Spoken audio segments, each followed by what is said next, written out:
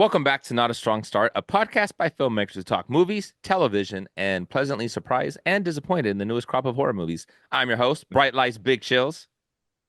I'm not your host. Lights, camera, terror. And I'm your other guy. Oh, hell no. All right.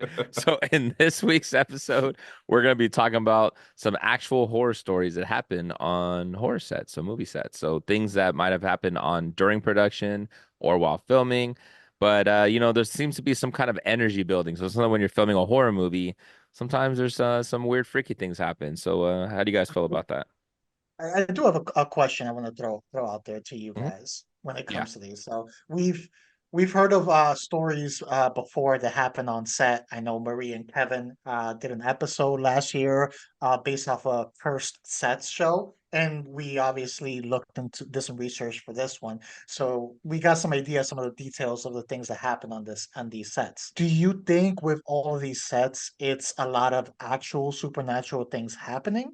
Or do you think that with some of these, maybe there's a psychological aspect of we're working on a horror movie, there's, getting into character, kind of, reading the story over and over again, psyching yourself up, where maybe you're a little more sensitive to certain things happening around you, where it may seem like there's a haunting or something like someone rolls over in bed and scratches themselves and then wakes up in the morning like, oh my God, it's a ghost.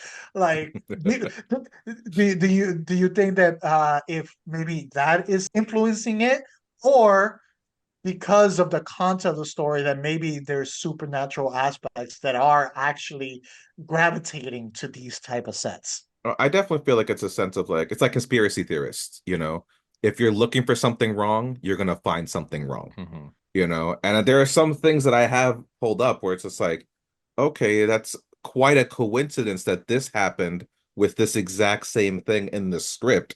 And it goes what you're saying. It's like, yeah, if you're all delved into this lore and this story for like 8 months to a year or whatever, it's gonna bleed into your regular life to some facet. You know, it's like when I think to myself, it's like, all right, I gotta wake up early because I'm recording, whatever. I'm focused on that all week. So when the day comes, I'm waking up early before my alarm clock even goes off because I've already set it in my head where it's like, this is what I have to do. I'm so focused on this time that it's embedded in me now. Yeah, that's a good point. I think it goes both ways, right? It really depends. But even when I was doing the research, and I didn't have this on my list, but actually had to do with Ty West.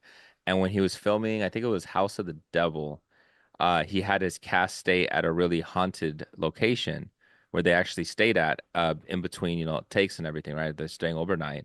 But it was an actual haunted place, and they started seeing a lot of creepy stuff that happened, and he ended up filming and that inspired him to write a movie.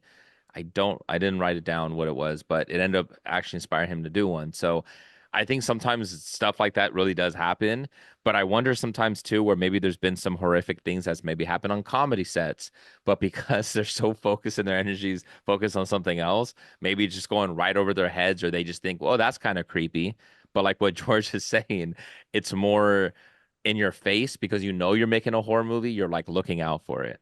For some reason, I pictured it happening on the comedy set, and for some reason in my mind, like Bill Burr popped out, and he just starts roasting the ghost. What is the end game of being a ghost? Just waiting for once every 6 months somebody comes down to check the boiler and you get to be like, "Mwah, ah."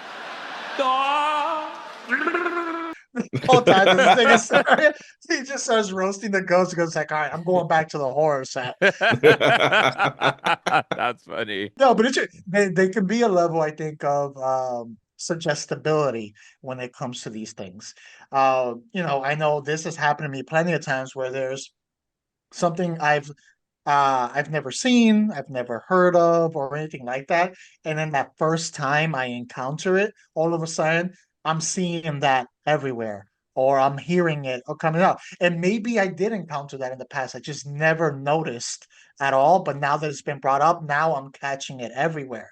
So, like our mind's a powerful thing. Our mind can make us see things that aren't there. Our mind can physically make us sick just if we start thinking about it like too much.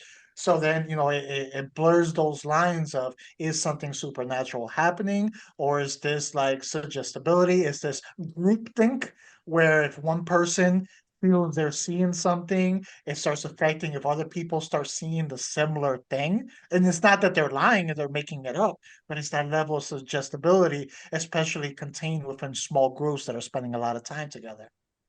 Do you think Yeah. that's kind of the effect that it's like a Ouija board? You know, when people kind of put their hands together and it's like a little bit of movement and then everybody starts pushing it to like Hmm. subconsciously, I Yeah. guess. It maybe kind of works like that. And even if you're those people that really believe in like energy and crystals and whatnot, is there stuff where sometimes even the energy that you could be almost because that's what they kind of say with the Ouija boards, right? When you do Ouija boards and you light the candles and you do those kind of seances, you're almost drawing the energy of ghosts and things to kind of come to you guys. And maybe that's a little bit of what's happening on set or something too, right? Because yeah, I know there's a bunch of examples. I don't want to list anything that we're going to be mentioning, but I wonder if the energy pooling has something maybe to do with that as well. Yeah, Yeah, and I then think you so got. too. You're getting to that mindset. If you're all already thinking of that one thing, it's like I said before. It's like if you're looking for it and you want to see it, you're gonna find it. You're gonna see it. How many times have me and Jose gone into like an abandoned building or whatever that was either speculated to be haunted or was just abandoned for the sake of being abandoned? And we go with our group of friends and we want to see something. We don't expect to see anything, but we want to because we cool. And everyone else in the group starts feeling scared. They're like, oh, I heard something. Did you see that? And it's just like, you didn't see shit, but because we're already in that groove of like, well, there's that possibility, and it's dark, who knows? So that was Jose watching the Sydney Sweeney movie. He wanted to see something.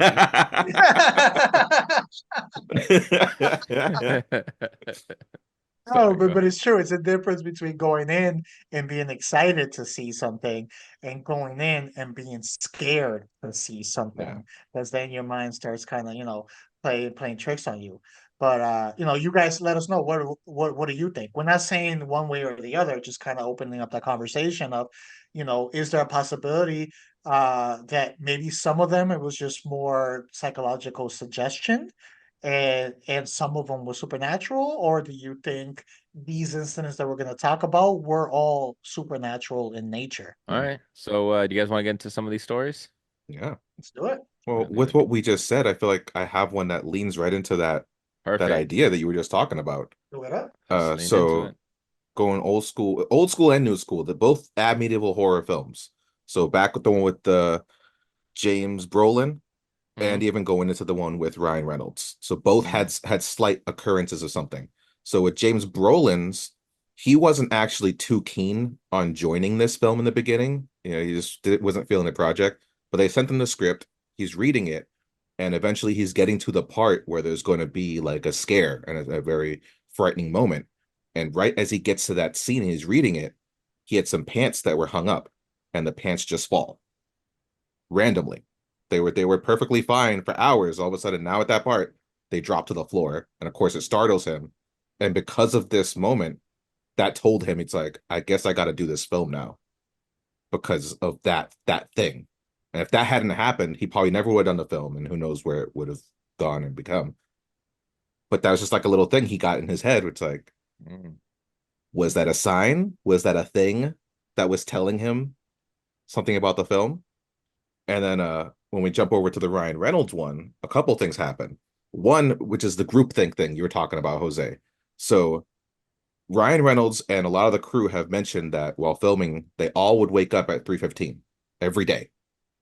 And this time's important because anyone who's seen the film knows that this is the time where the main character had said that he was waking up. And this is also the time where the supposed real murders had actually happened, which is at 3:15. So it's like, what are the odds that they were all waking up at this time, at the same time? They are all reading the same script. They're all filming the same movie. It's just possible that they all woke up at that time. But it is big coincidence that that would happen to all of them.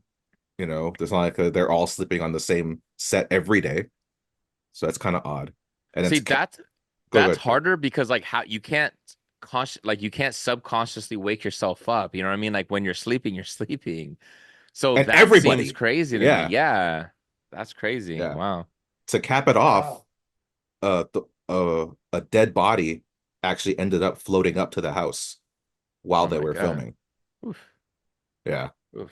Imagine being on set and you're filming this horror movie where there is this whole family that was murdered. And I believe in the movie there is a scene with like bodies in the water or whatever. Mm-hmm. And to have a real body just come up Yeah. while you guys are filming. Yeah.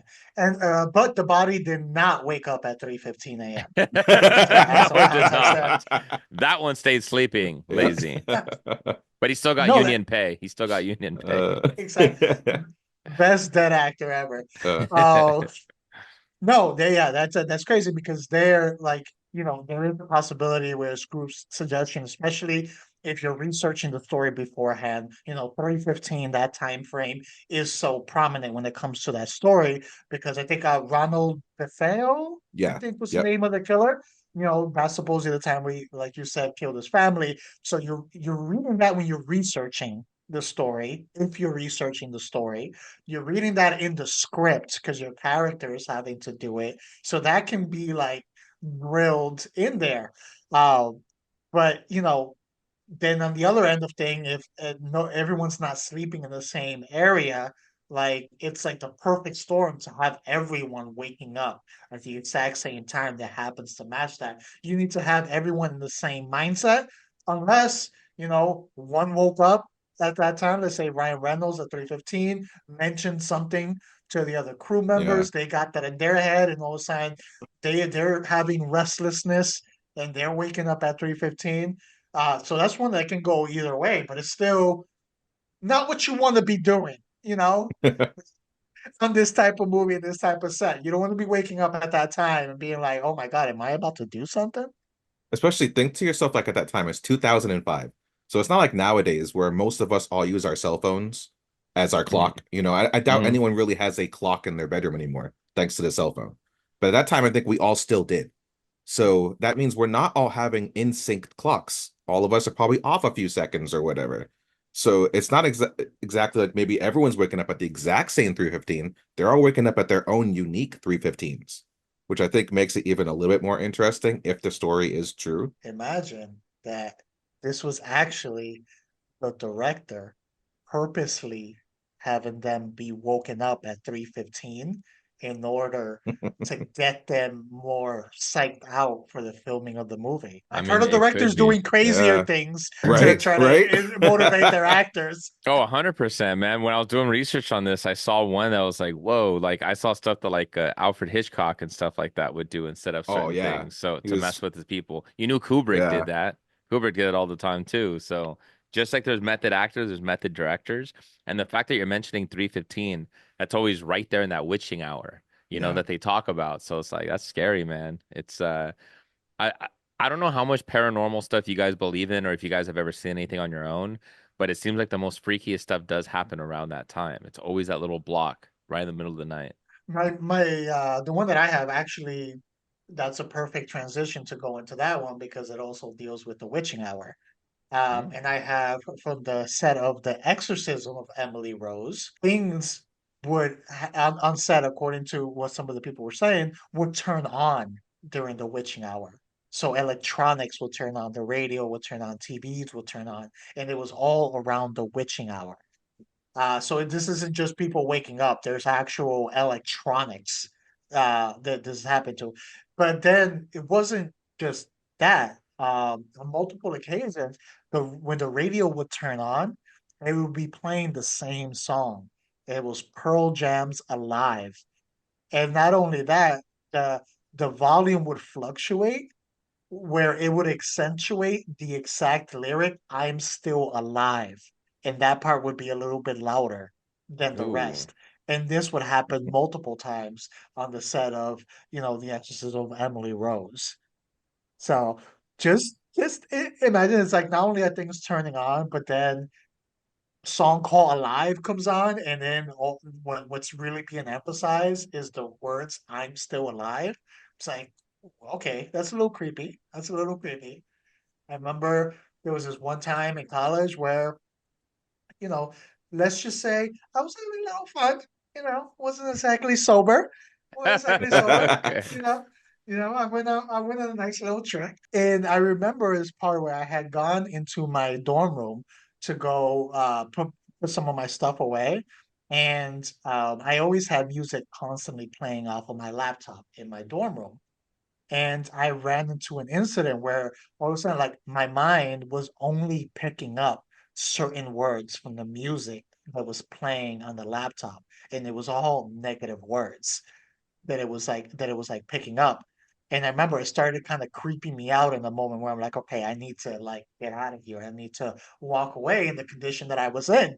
But it was like my mind was only picking up those certain things, words like death or things like that. And I was just like, it's like my mind wasn't hearing the rest of the song.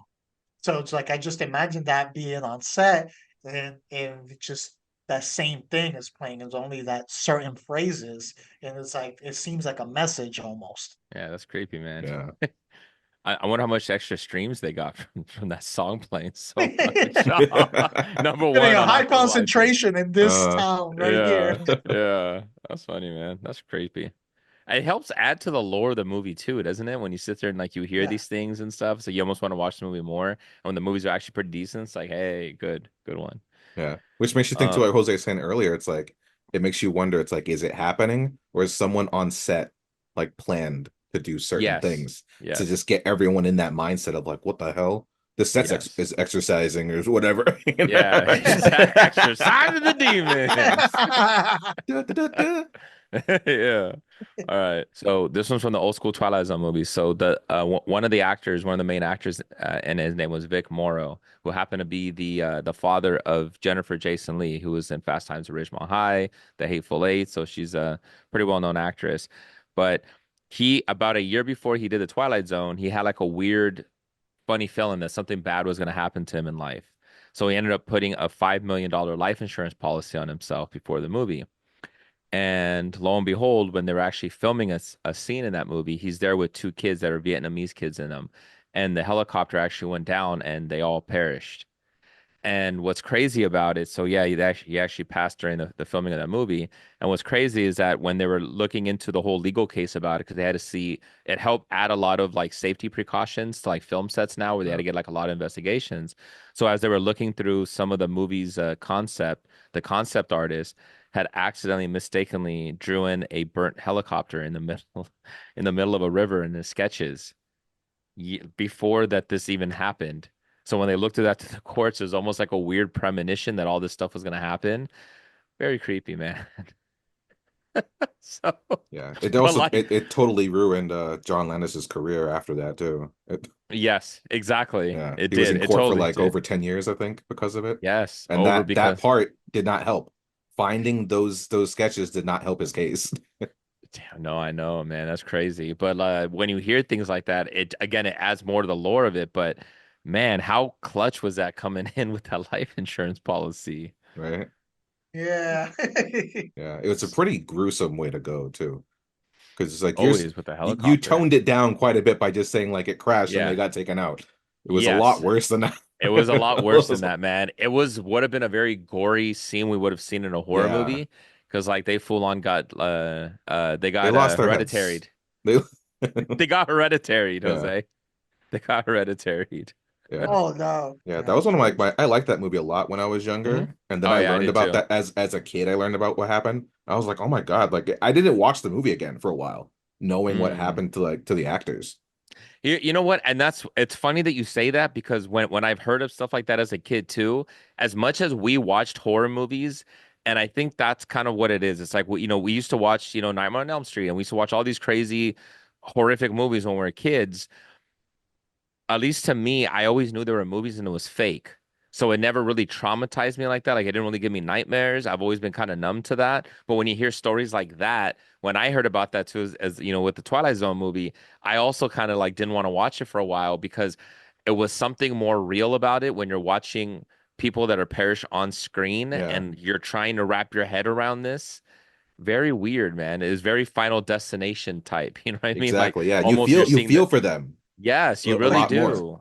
A It's like when hundred you're watching The percent. Crow.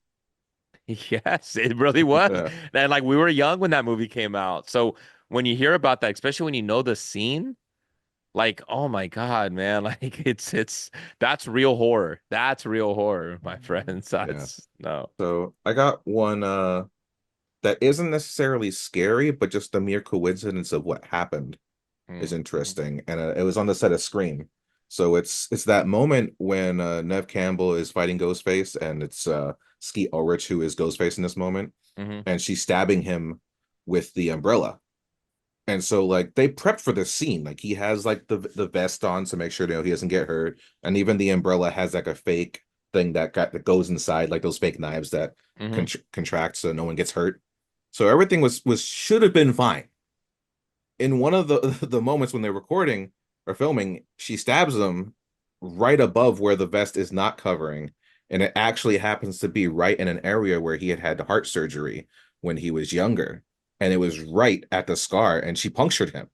So when you watch the movie and you see him getting stabbed and his reaction to it, he's really getting stabbed, and he's really reacting to this moment. They kept everything in the scene, but it's just the margin for error is so small, and the odds of that happening, In it's just that like spot, it's like yeah. how, like, you could have stabbed him anywhere on his body.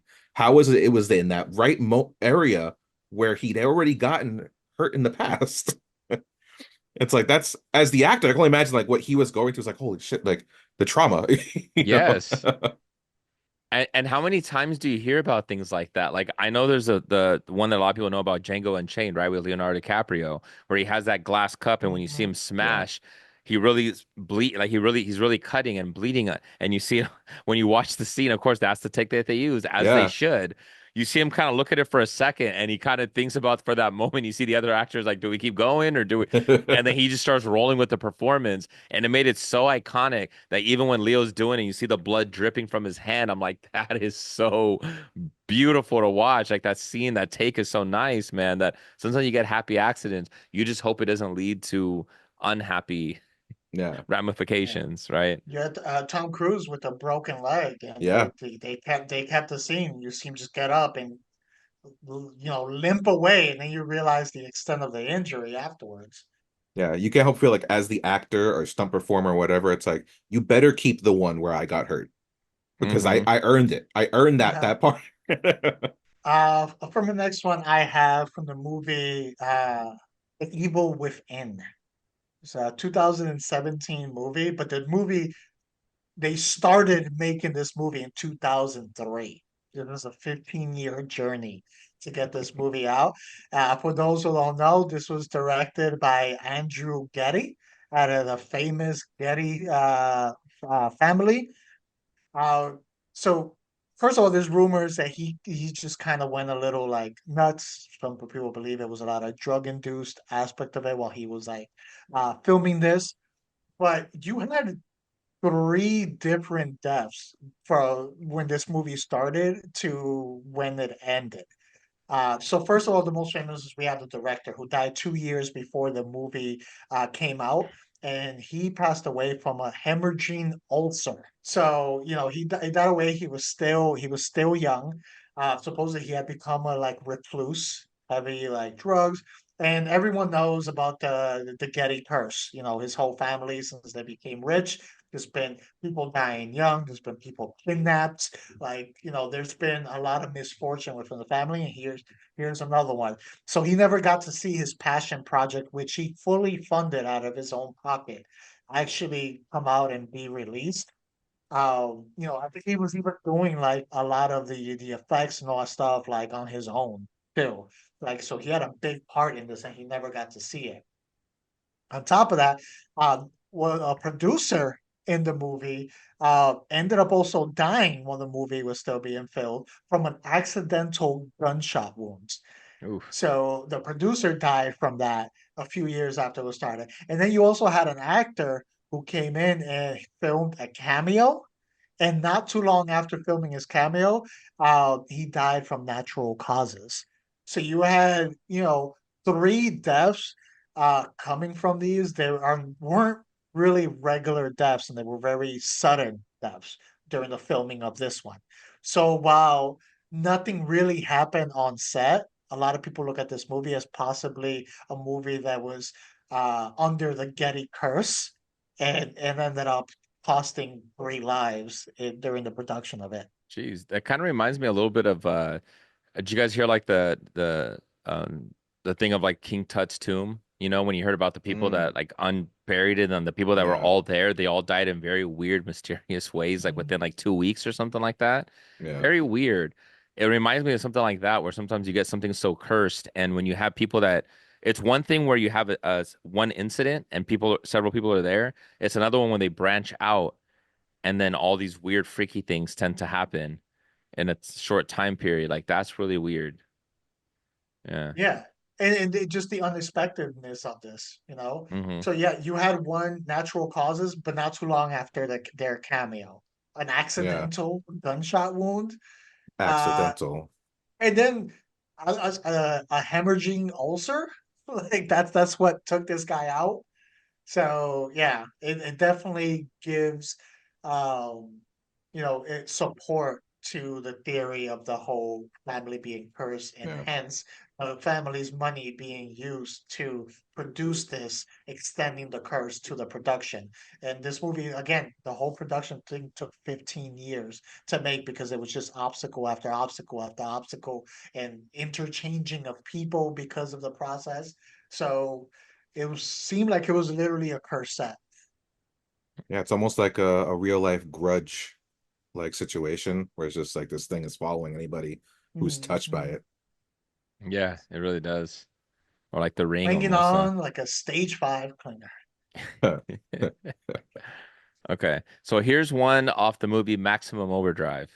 For I don't we've gone like what, over 2 years on this podcast, and like I've never mentioned this movie until like semi recently, and now all of a sudden it just keeps popping up in our episodes now that I keep mentioning this. And it all Stephen King, started, man. Stephen. yeah, it is. Yeah, it all started with the Stephen King thing, and then I remember Kevin's like, "Man, how have I never seen or like heard of this movie?" I'm like, "I don't know. Why have you never seen it? Watch the movie." I thought everybody did. So there's one with this one, and this one was very unfortunate. So they said that it was around, so it's a 1986 movie, but there was a lot of weird things that kept happening around on set. And one of the lead actresses, Lara Harrington, mentioned that it always felt like something she it was weird because she was quoted as saying it always felt like somebody was going to die on set. It's like, why are you saying that? Like it's a I think it was made for television. I don't even think it came out in theaters, but it had Emilio Estevez in it. But because of the events and things that kept happening in this movie, and for those that don't know, it's a Stephen King movie, but it's like all machines and things start coming to life and start trying to, take out all the humans. So a lot of the film crew were put in very odd positions as they were filming and doing things, and things kept malfunctioning, things kept breaking, things kept putting crew members and actors' lives in peril because they almost got clipped many times throughout the production of this movie. And in one of them, their cinematographer Armando Nanuzzi actually during one of the scenes with the lawnmower, he ended up losing his eye. So he actually lost an eyeball on the filming on this one. And then they even had one where a lot of them were stuck in the middle of a hurricane and storm, and they almost passed. It's like a big group of people almost passed during the filming of this movie. Cars broke down, hurricanes destroyed sets, a lot of stuff, stunts going wrong. Like it was a lot of things that kept going on. Like, and in one of them they said apparently it's just to keeping metal blades, and it was so with the lawnmower they ended up using metal blades, and it ended up shooting a piece of wood straight into his right into his eyeball. Ugh. Cinematography with the camera. It's like, oh my God. No. No. It's not worth it. No, no, It's thank not you. worth it. And I love the movie. The movie's fun, but like it's not worth losing an eyeball over. I'm No. sorry, No. Armando. Poor guy, Uh, man. it's not a funny situation, but I'm like because iconically in that movie you have the Green Goblin face on the truck, Hmm. and so Hmm. I'm just hearing like fucking Willem Dafoe's voice and that laugh, yeah. Got your eye. Yeah, Yeah. exactly, man. It's like, and what's funny is that I remember the lawnmower scenes because it's like they're right there at the baseball field. Remember, it's the one where the baseball coach is there, and then the soda machine just starts popping the sodas into his stomach and to his nuts. Yeah. He's like, and you see like the lawnmower just going around and going on a guy's face, and oh my God, man, poor guy. Yeah. So I got a last one where it's Rosemary's Baby, which is this one's infamously known for having a cursed set for many different reasons. I got three big ones that happen in there. One being the man who did the score for the film, Kameda, I think was a pianist. Hmm. He ended up falling off a ledge during a party, and I think he went into coma for a few months. The thing that makes this weird is that this is also the same way that a character in the movie also died. It's like, well, that's a weird coincidence to happen there. Later on, one of the producers also started suffering from kidney stones, and while like hallucinating during like his pains or whatever, he starts screaming out kind of like lines from the movie or whatever. He's like, Rosemary, for God's sake, drop the knife. And it's like, that's weird. Why would you just start randomly? You're probably working on many other things in your life. Why is that the thing that you Yeah. start screaming as like you're in pain from your kidneys? And then the biggest one is of course the Sharon Tate connection, where she was originally supposed to be the main character in the movie because she was married to Polanski, but then Farrow ended up getting it. But you could see her in the movie, like she's a background character or whatever. And of course, in the movie, there is that whole cult aspect with the baby and everything. And then later on in real life, Sharon Tate is pregnant and she is tied to the Manson cult things. Apparently, during the filming, she was already showing some affiliation or affliction to cult like things and lifestyles that was showing in the background of all this being filmed. So it's just a weird coincidence to have her fate kind of resemble aspects of the film. Mm. That's interesting. Yeah. Man, and that movie's so creepy too, and the score is so Yeah. creepy. That sound is so creepy, especially with the ending scene, like you're talking about with, of course, with the, the falling over, as you say. But man, that makes so much sense, and that's creepy, man. That movie's always been creepy, and even feels creepy. Like, sometimes when you watch horror movies, that one feels like one of those ones where it feels like there's weird stuff around it for some reason. I think maybe it's because the sensitive material that it was at the Yeah. time, because we didn't really have a lot of demon possession type stuff like that. But that movie was always creepy. And it's still, the creepiness still holds up. For such Hmm. an old movie, you can still watch it now, and the whole concept and the idea is still like really creepy. For my next one, I have The Craft. You know, everyone's favorite witch movie. Well, not everyone's favorite witch movie, but a good witch movie that people refer to. If you're from the But 90s, it's your favorite witch movie. Yeah, yeah, exactly. well, it's one of the movies that actually is considered one of the most realistic Hmm. portrayal Yeah. of Wicked. So I think that makes it like have a lot of value when it comes to witch movies. Hmm. But part of the reasons that it is so realistic, when its portrayal of witches is part of the reason some weird stuff happened also on set. So first of all, they hired a real witch to consult on the movie, consult on the chants to make sure that the chants sounded legit enough How do you to make hire it for that to make position? it. How do you I know how good they are? You go You to just the look at local the botanica, resume? that's what you do, right? Yeah, Yeah, I guess so. Yeah. yeah. So, they brought this person in to make sure that things seem legit, the chants seem legit, and everything like that. On top of that, actually, one of the actresses, the one who played Nancy, she was a practicing Wiccan. On top of that, too, so one of the three women herself was also a Wiccan. So we got all that put together.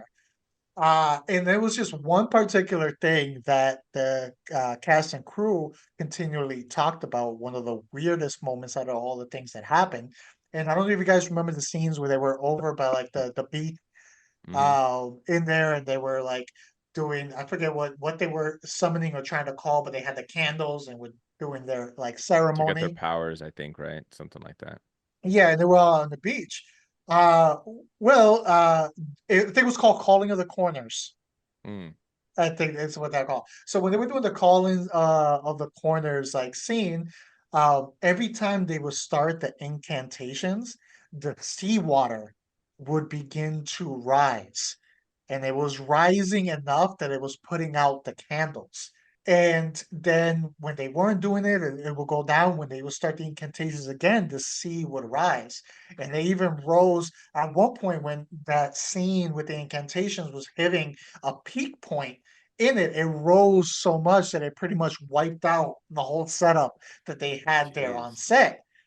And when they were looking into it and saying like that incantation, the chant that they were actually doing has some kind of relation to a god of the sea. And now you have the waters actually rising while they're doing this. And it's like, all right, did this consultant make this too legit where they actually started summoning some kind of sea god onto the set where it was like, okay, we said make it look kind of real, not make it real.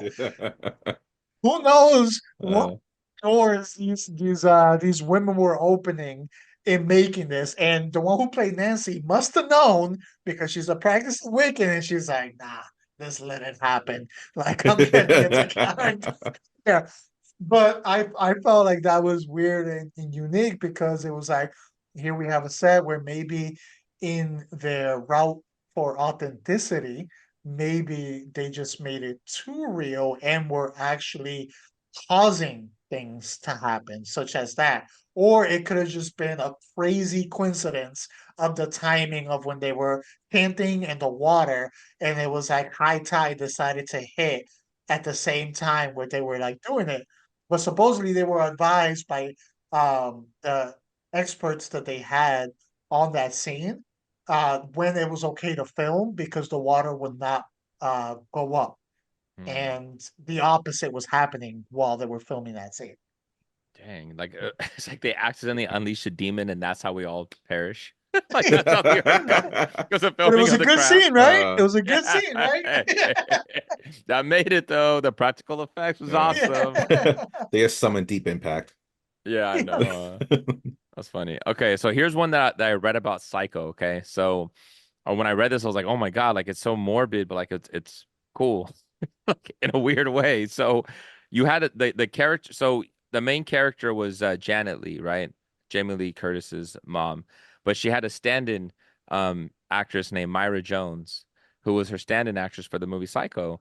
And according to the lore, there was a handyman that was on set named Kenneth Dean Hunt, and he ended up ending her on film set. And he was when the police took him in, he said he was trying to impress Alfred Hitchcock because he was a huge fan of him.